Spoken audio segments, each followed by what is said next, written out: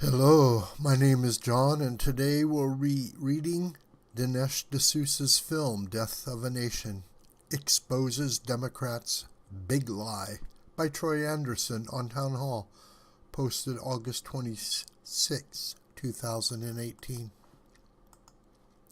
In his new film, Death of a Nation, conservative commentator Dinesh D'Souza exposes the Democrats' big lie that conservatives are fascists and racists.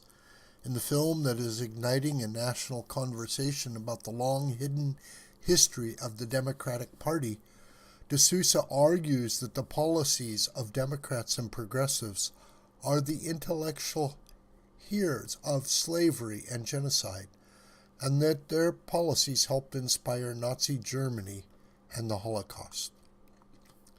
In an exclusive interview with Townhall, D'Souza laid out his case. One of the most striking things revealed in the film is that the Democratic Party was behind slavery, is linked to the Ku Klux Klan, and has a long history of racism. And yet Democrats and progressives today say Republicans are racist. What is going on here? D'Souza: Progressives have dominated the telling of the American narrative. Progressives are the ones who write the history books. Progressives are the ones who typically make the films. I'm sort of a stray dog in that field. Now these guys have gone to great lengths to camouflage the crimes of the Democratic Party and pin them on someone else, and that someone else varies. It could be just generically America. It could generically be the white man, and it could be, and frequently is, the South. Now this is historical distortion.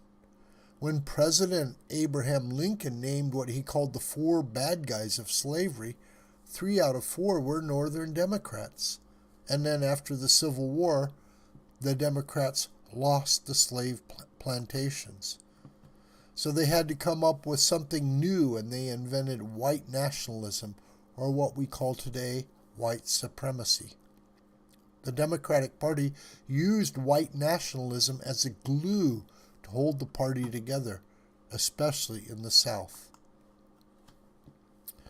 Recently, President Donald Trump has been talking about the historic low unemployment rate among African Americans. Polls have noted a substantial rise in the percentage of blacks that favor the Republican Party. What is happening here? D'Souza: A lot of things are going on simultaneously. The first is what I call the education of Kanye West, which has been carried out in part by Candace Owens and others.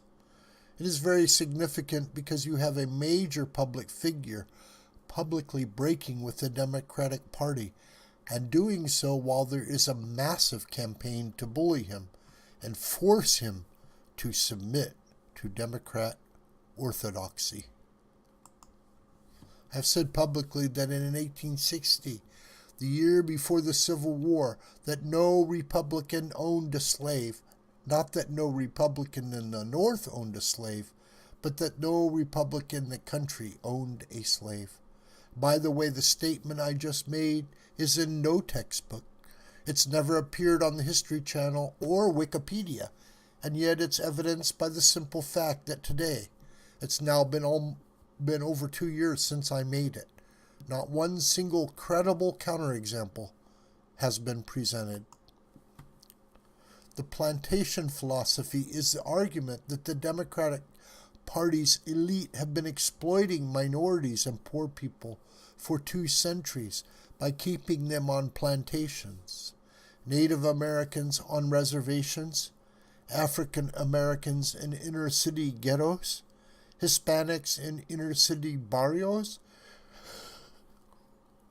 Would you expand on this? D'Souza: Well, my book on this is called Death of a Nation: Plantation Politics and the Making of the Democratic Party.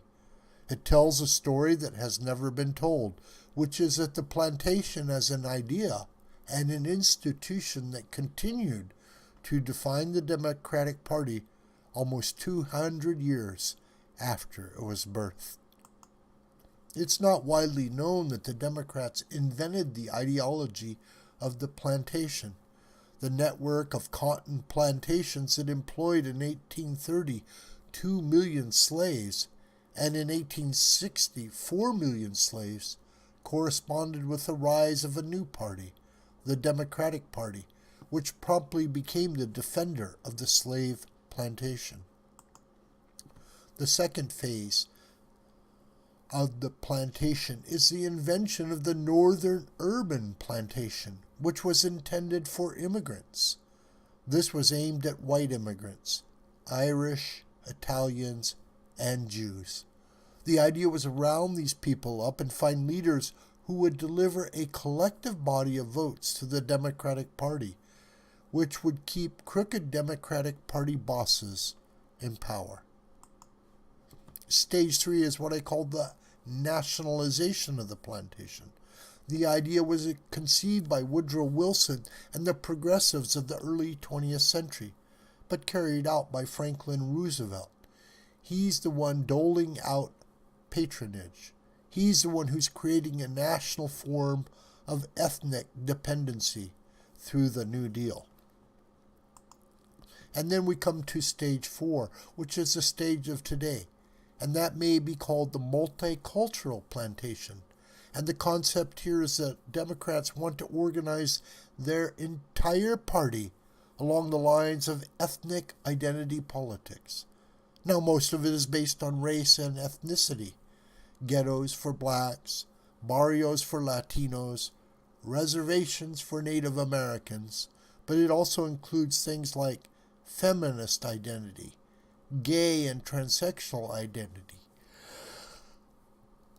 It's identity politics carried to its ultimate point. What kind of suffering has this caused for people in America, especially minorities? And what kind of dangers do the Democrats pose to America? D'Souza. The danger is one that Lincoln foresaw and warned against, the reduction of all of America to a plantation. Lincoln accused the Democratic Party of trying to do that. In other words, trying to extend the slavery principle, not just in the South, but to extend it in the North as well. I think we see in today's Democratic plantation many of the same features as the old slave plantation.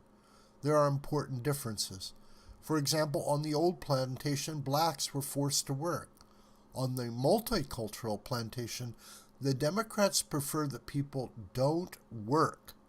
Why? Because then they are more dependent, and the Democrats are in a stronger position to supply their basic needs in exchange for the mindless habit of voting for Democrats. Democrats in the 1800s, we need slaves to do jobs that no one else wants. Today, we need immigrants to do jobs that no one else wants. Plantation thinking since 1792. Senator Robert Byrd, Grand Kegel of the KKK, Democrat, retired in 2010. Frederick Douglass, Republican, believed in limited government. Barack Obama, Democrat, believes in dramatically expanding government, and so forth. This video is a production of the School of the White Crane. My name is John Brooker, and you can reach me through commentary on this video. Please subscribe to my YouTube and encourage your friends and family to do as well. Also, please share this video on social media. May God richly bless you, my beloved.